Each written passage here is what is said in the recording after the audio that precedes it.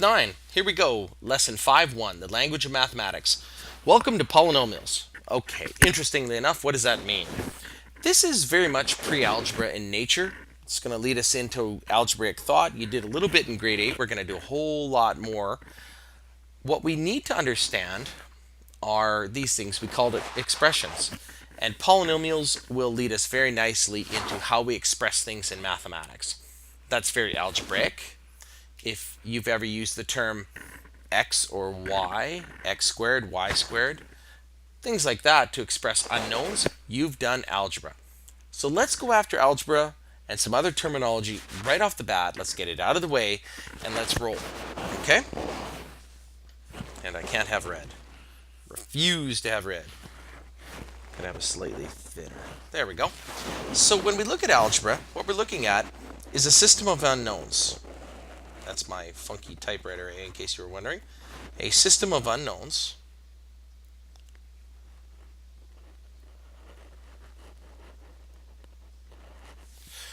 And we use this system of unknowns, algebra is famous in mathematics, to discover known values. Or we could say, to problem solve.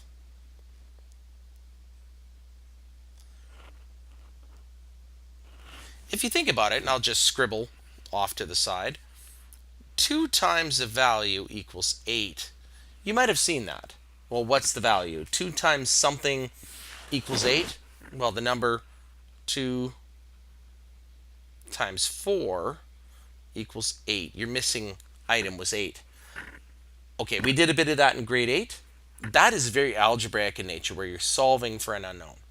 So I'll just do the undo erase, which I always find really convenient.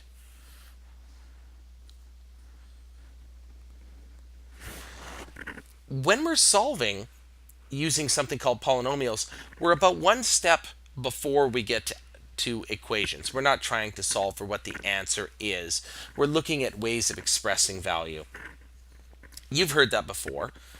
When we get to polynomials, you've heard of expressions. Pi r squared expresses the area of a circle. Pi d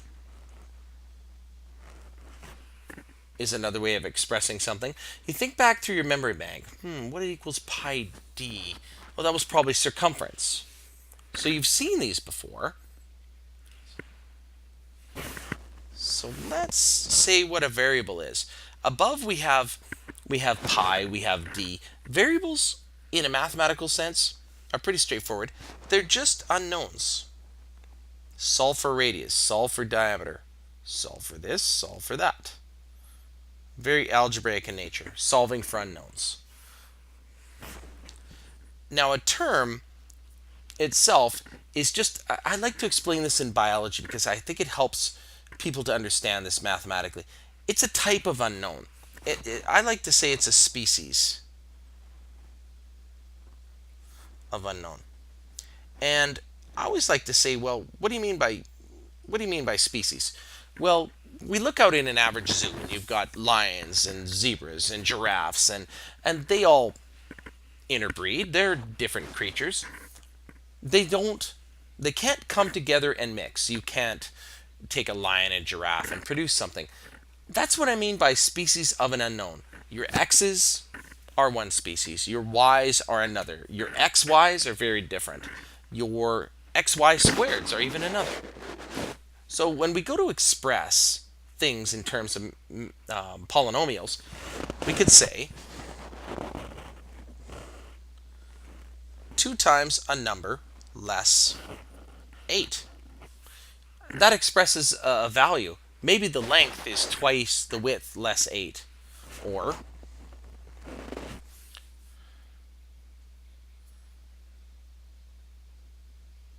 three decreased by a number squared minus 5 is the value you're looking for. You don't know what the answer is. You have no idea until you know what that y is. What is that y that's squared? I have no idea. You have some definite unknowns here. In this case here, you have an unknown called w. Over here, the big holdup is y, and it has to be squared or you can't even do this part of your expression. Expressions themselves are mysteries, and that's very algebraic in nature. So here we go. 3 times a number increased by 2. You have to look into this and you have to say, well, okay, what are all the critters? Like, what's 3W? Well, if I said W was like wildebeest, right, you get the idea that W is the unknown or the variable, and the number 3 is what we call a coefficient. I call it an of-them number. How many are you talking about? We're talking about 3 W's. Think of it this way. Plus 2. So by numerical coefficient, that's a counting number. That's how we keep track of our variables. So our 3 W's, there you go. Or 3 times W, that's where this comes from. The variable is W, and there's a value there that we absolutely know for certain what it is. I don't know what W is. I'd have to triple it to find out. Let's go undo. The constant above, and I've gone to change my funky colors, get the idea. Let's go back to purple since I went reverse the colors. The constant is in an expression what we know for sure. It's that 2. 3 times some number increased by 2. Counting numbers, positive or negative whole numbers, even fractional bits, 2.5, 2.78.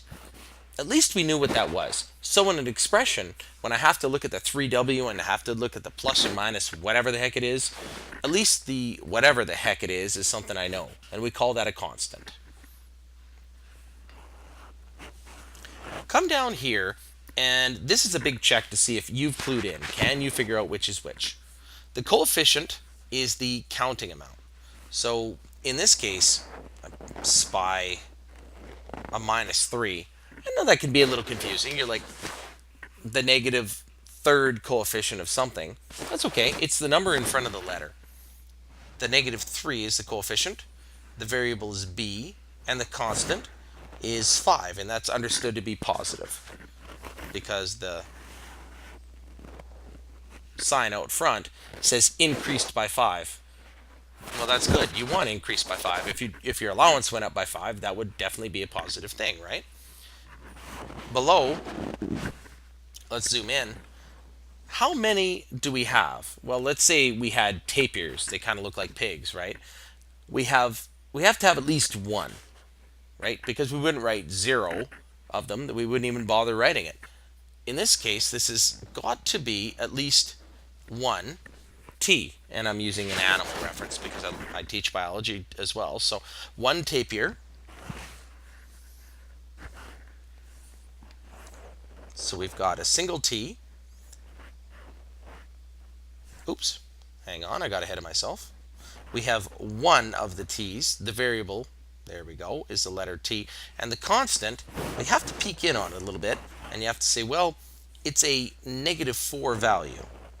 So let's be careful there. The constant number is 4, but it's a takeaway value, so I'm going to call it a minus 4. All right, so at least I can be somewhat consistent in my answer here. Minus 4. Moving on up.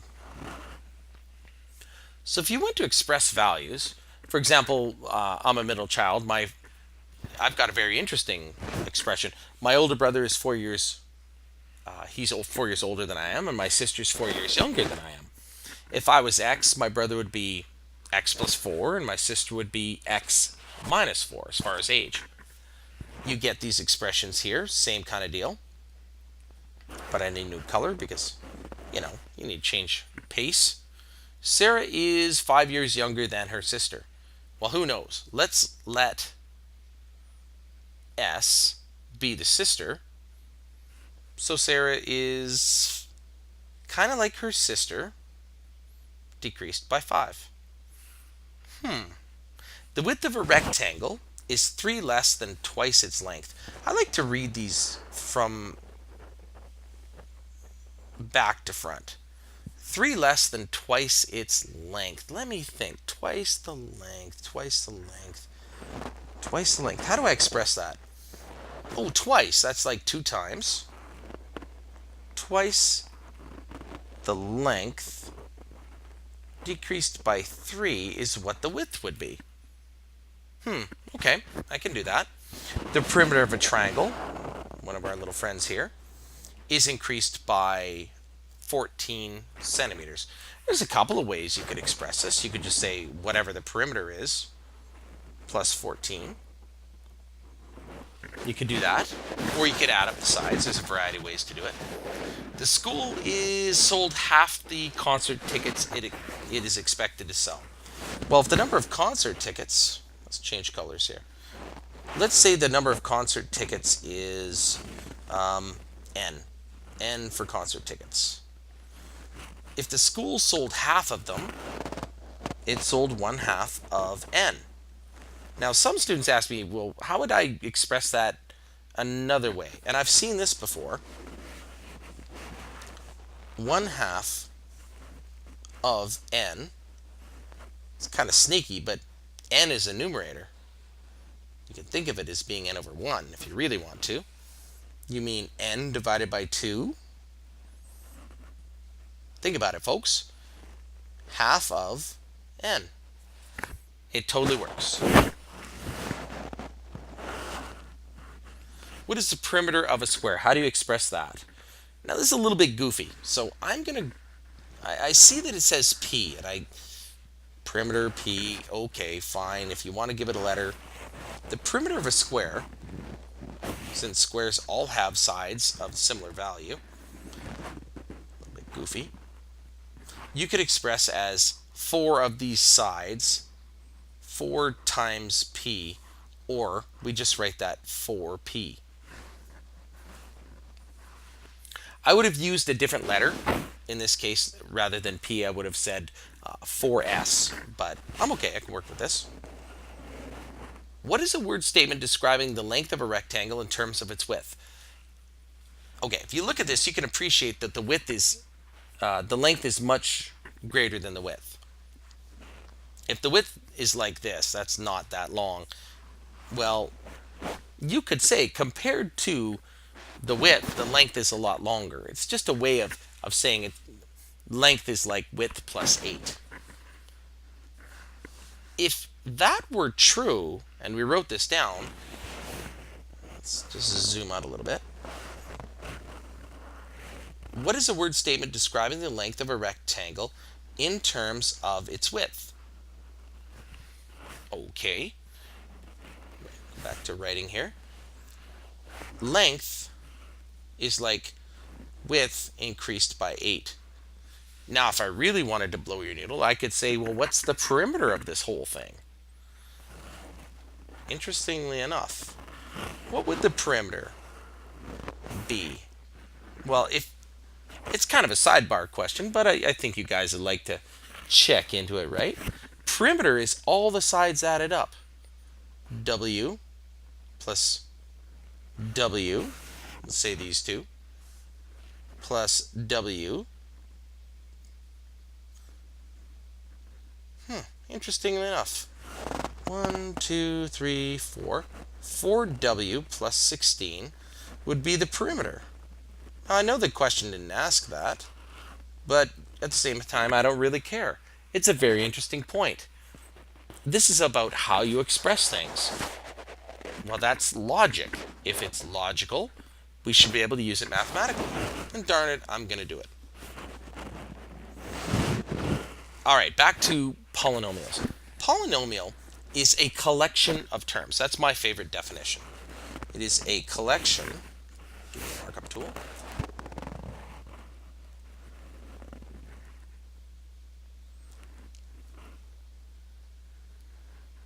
Now, by terms, there could be a whole bunch of things. I'll write a polynomial above, and you'll get the idea. Here's a polynomial. 2x squared plus an xy beast plus 2. There are 3 different species in this. 3 different kinds of values. I've got an x squared term, I've got an xy, weird looking beast, and I've got what we called a constant before, right? Plus 2, we definitely know what that is.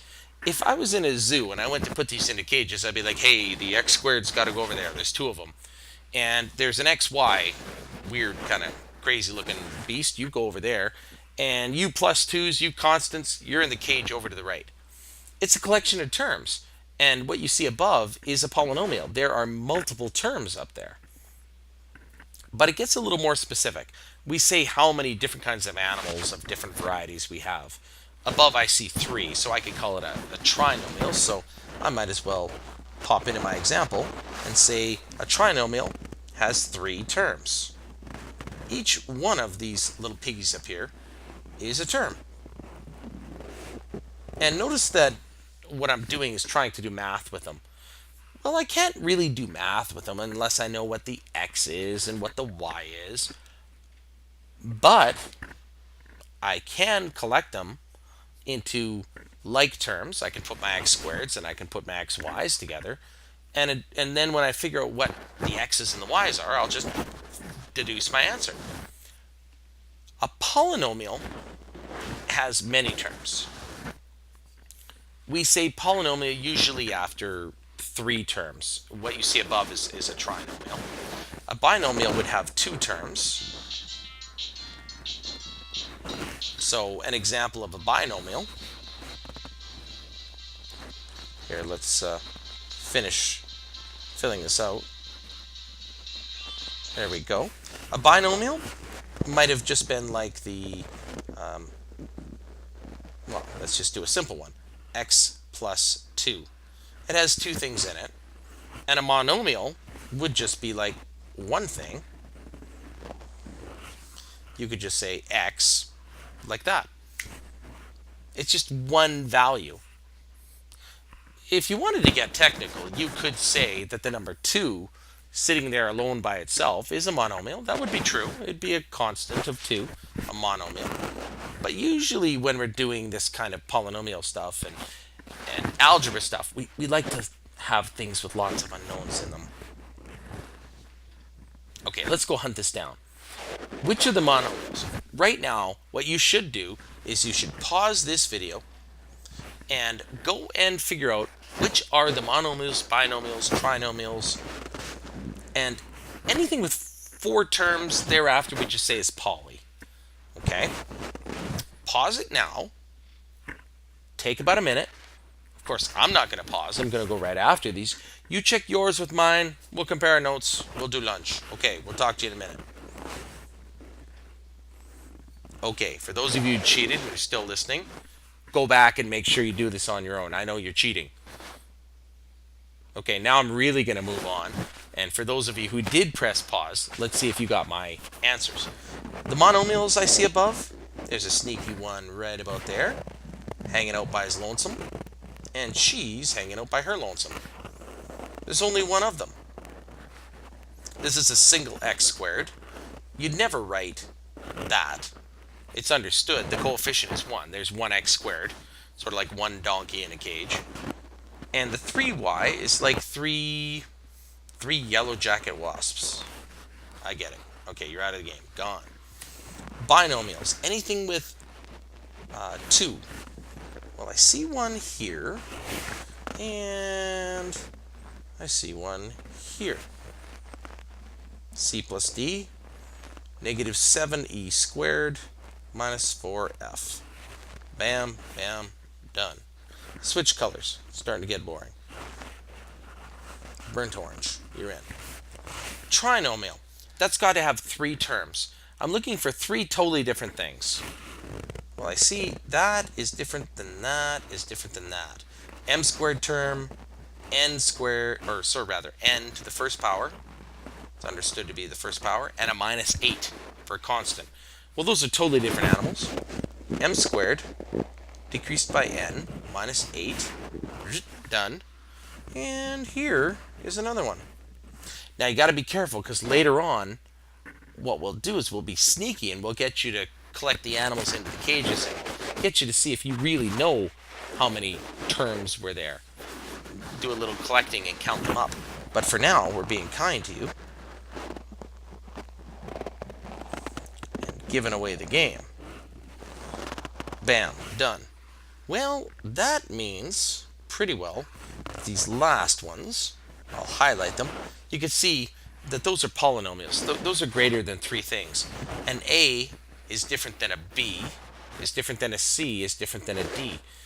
There's one A, two B's, negative two C's, and negative three D's.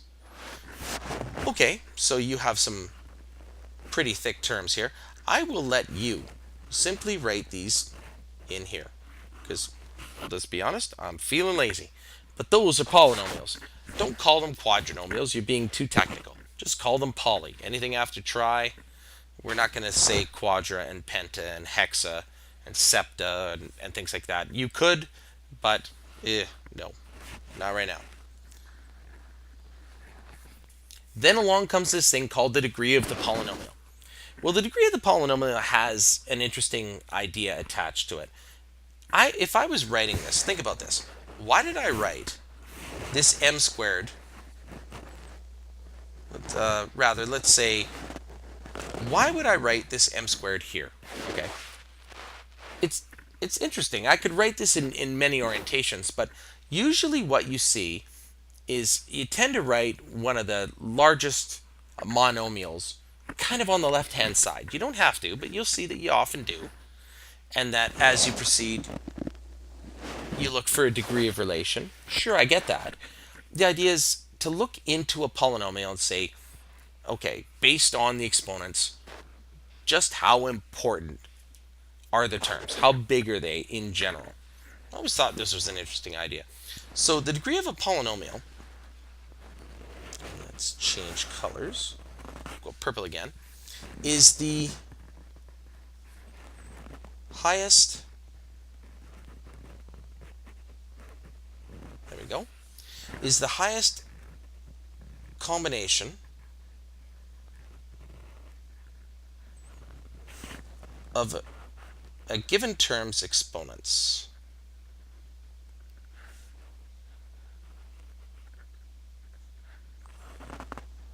Okay, looks a little cryptic, but it's not that hard. When we look below, this has an f, and a g, and an h, and they're all to the power of 1. Well, this is what we call a first degree polynomial. So the f and the g and the h, they're all of equal importance. When I look at this polynomial, if I zoom in, the m has a power of 2, and the mn, each of those are to the power of 1. Now, an interesting little trick is to say, well, there's an exponent for each, so that you could think of that as having a degree of 2, and the n squared is 2. We say this is a second degree polynomial. Look at each term, and then you just sort of see who's king of the mountain. Well, this is a first degree term. There's nobody huge there. This is a second degree term.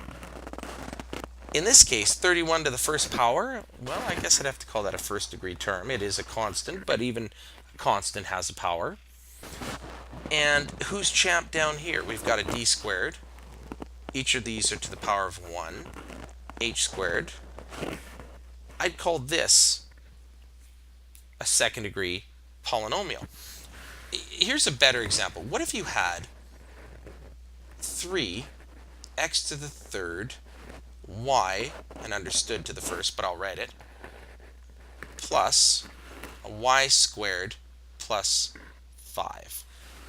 Zooming in on that a little bit, I'd say, okay, well, this guy has, looks pretty powerful. It has a squared exponent, right, to the power of 2.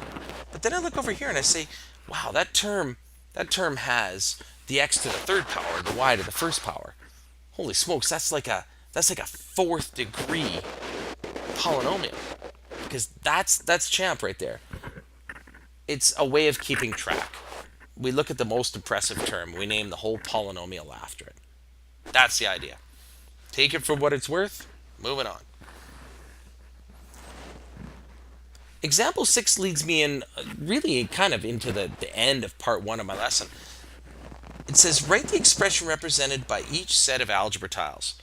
Now, here's what we've got to do to clarify. And I will repeat, any color is considered positive. I don't care if it's black, blue, yellow, green, red, whatever. Roy G. Biv, if you're thinking of science. If there's any colored in value, that's considered to be positive. And an absence of value will be negative. Now, interestingly enough, when I get going with the algebra tiles here, which we had fun making in class a couple classes ago, you'll realize what this means. Now, just as a predicate to, or a preceding sort of lesson to what we were doing, notice the rules. This will represent a number, like the number 1. This will represent a square, which is literally an x by an x, or x squared. Get it?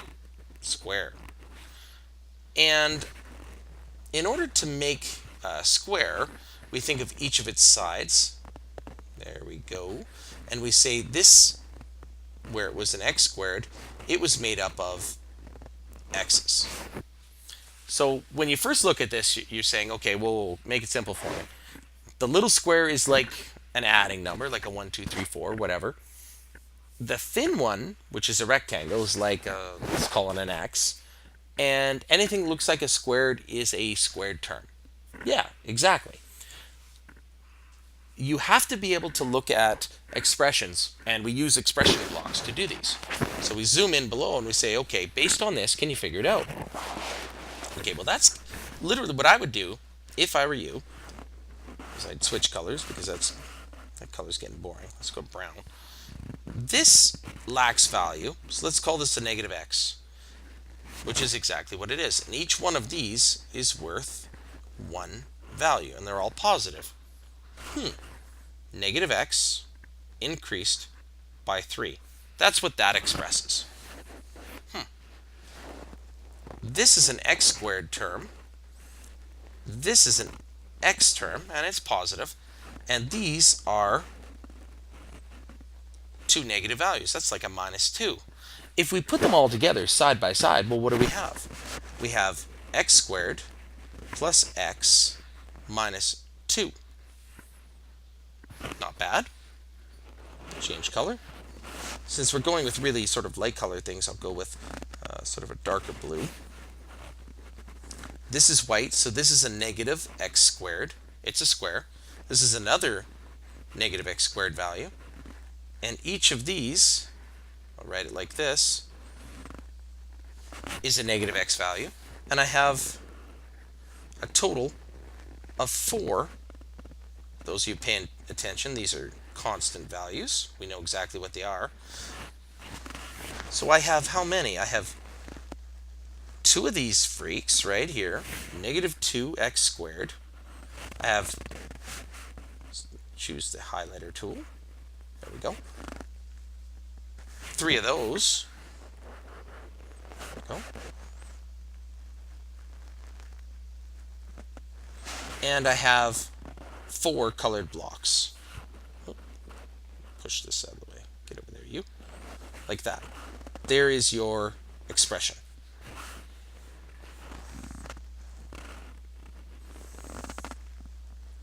Okay, going below, these are positive squares. X, come back you. X squared, another x squared there, and negative 1, 2, 3, 4, 5. This represents minus 5. 2 x squareds decreased by 5. It is the beginning of algebra, believe it or not. Look at the color, get an idea, figure out what the coefficient is. The coefficient in this case was the ovum number. How many were we talking about? Did you ever notice there's no coefficient for a constant? Like you just know what it is. Technically, I could say there are.